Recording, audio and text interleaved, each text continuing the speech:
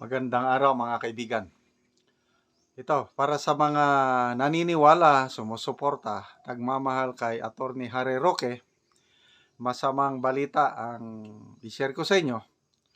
Dahil ang administrasyong ito, nagsampa ng isang mabigat na kaso laban sa kanya.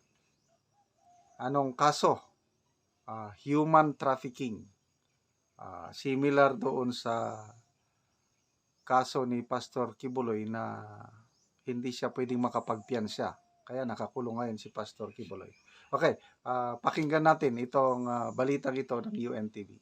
Mercedes Peralta Macabasa, Levitan, and Herminio L. Roque, Attorney Herminio L. Roque Jr. Without prejudice to others that may be filed later on.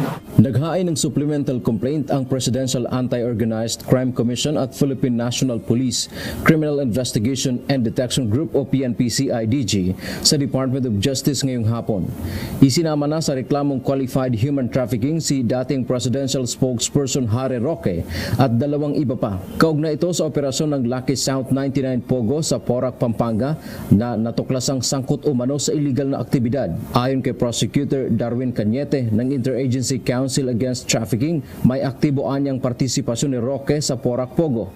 Well, there is a statement or testimony from Attorney Jessa Maris Fernandez, the Assistant Vice President of PAGCOR, that last July 26, 2022, Respondent Roque and Cassandro Ong went to their office to have a meeting with PAGCOR. Meron ding judicial affidavits, Attorney Fernandez, that Attorney Roque made several follow-ups with her on the status of the application of the renewal of the online gambling license of Lucky South. No? Noong nakaraang buwan, una nang sinampahan ng qualified human trafficking complaint si Cassandra Leong at 53 iba pa sa DOJ. Giit naman ni Roque, gawa-gawa lamang ang reklamong isinampa sa kanya ng PAOK makalipas ang 4 na buwan matapos ang raid sa Porac. Wala anyang ebidensya ang mga piskal kaya hindi siya isinama sa orihinal na kasong isinampa laban kay Cassandra Leong. Inimbento lamang umano ang ebidensya upang idawit siya ngayon sa reklamo. Sinabi pa ng dating kalihim na pinilit lamang ang kaso at muling iginiit na wala siyang kinalaman sa operasyon ng Pogo. Handa rin daw siya na harapin at sagutin ang isinampang reklamo at panagutin ang nasa likod ng pagdawit sa kanya sa kaso. Dante Amento, UNTV, News and Rescue. Diyos ang aming sandigan, serbisyo publiko ang aming pinahahalagahan. So yan, connected sa Pogo, yung na-raid na Pogo sa Porac, Pampanga, na noong September 10, ang gobyerno, ang prosecutors, nag-file na ng complaint sa piskalya at kinasuhan yung Cassandra Ong and 53 others related dito sa Lucky 9. Tingnan ko. At wala si Attorney Roque sa unang complaint. So dito po laman ng Philippine Star na balita rin niya ngayon. Harry Roque named in human trafficking case link to Porac Pogo. So yung Lucky Star, yung kumpanya. Lucky South pala. Lucky South 99 and Whirlwind. So, sagot ni Attorney Roque, trump up, fabricated yung mga charges sa kanya. Dahil, bakit? Kung malakas ang ebidensya, noon pa sana, yung unang pag-file ng complaint noong September 10, isinama na siya. Bakit ngayon lang? So, ang i-file ng gobyerno is supplemental petition or complaint.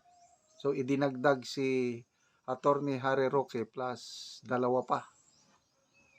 Ano ang basihan? Ano lang, yung nakita lang yung na-raid na ng Lucky 99, yung meron lang organizational chart na nakalagay doon si Attorney Roque na nakalagay legal. Yun ang basihan. organizational chart lang yon.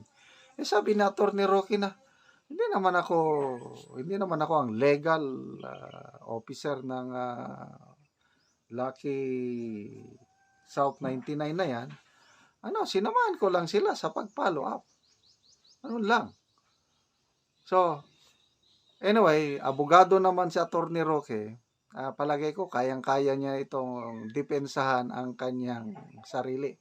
Ito lang nakakalungkot na halos lahat ng mga malalapit na kaibigan ni PRRD, wala na. Unti-unti na, una, si Pastor Apollo Kibuloy. Ayun na.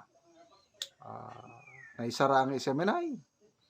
And then, nakakulong ngayon si Pastor Apollo Kibuloy. Yung si Dr. Lorraine Badoy, na-filean din ng kaso Nakalimutan ko ano yung kaso, inciting to sedition. Yan, Badoy. Ito na ngayon si Atty. Harry Roque. Hindi pa, nandyan pa yung arrest warrant niya sa Quadcom. Ito na naman, another kaso. So, baka another warrant of arrest nang i-issue sa kanya. So, sabi niya, sasagutin daw niya. So, yun po, ang update. Sa mga nagmamahal kay Atty. Roque, pagdasal siya, na sana malampasan niya ito. Okay, punta tayo, another update, yung akusasyon ng Police Colonel Grijaldo na pinilit siya na aminin na may reward system sa war on drugs. Sumagot na yung dalawang congressman. Si Congressman Abante and Congressman Fernandez, sumagot na sila. So, ano yung sagot nila? Todo deny. So, panoorin natin ito, balita ng UNTV. Tayo na lang ang humusga kung sino ba ang nagsasabi ng totoo. Si Colonel Grijaldo ba? Grijaldo? O itong dalawang kongresista na todo deny. Ang akin lang dyan is, kung ako granting na walang katotohanan yung sinasabi ni Colonel Grijaldo, kung ako ang kongresista, sasampahan ko ng kaso yung Grijaldo na yan. Kasi paninirang puri yung kanyang aligasyon sa Senate hearing kahapon. Bakit wala silang ganong reaksyon? Ang reaksyon lang ng dalawa is, hindi totoo at hindi niya masisira ang credibility ng Quadcom hearings. So, panoorin natin ito. Pinabulaanan ni House Quadruple Committee o Quadcom chairpersons, Representative Dan Fernandez at Representative Benny Abante ang aligasyon laban sa kanila ni dating Mandaluyong City Police Chief, Police Colonel Hector Grijaldo. Sa pagdinig ng Senate Blue Ribbon Committee sa anti-drug war ng Duterte administration, inihayag ng police officer na kinausap umano siya ng dalawang kongresista at inutusang kumpirmahin ang reward system sa anti-drug war na ibinunyag ni Royina Garma, dating classmate nito sa Philippine National Police Academy. Isang retired police colonel si Garma at naging general manager ng Philippine Charity Sweepstakes Office o PCSO ng Duterte administration. Siya ang naghayag sa Quadcom tungkol sa umano'y reward system na nakapaloob sa Davao model ng anti-drug war na nais ipatupad ni dating Pangulong Duterte sa buong bansa. Ayon kay Grijaldo, nangyari ang pagkumbinsi sa kanya ng dalawang kongresista sa sidelines ng Quadcom hearing noong October 22. Kung Dan Fernandez put the paper he was holding on the table and told me, ito ang sasabihin mong statement na ito. While pointing on the paragraph on the paper, ito ang supplemental affidavit ni Colonel Garma. Sabihin mo, alam mo ang reward system. I-confirm mo lang.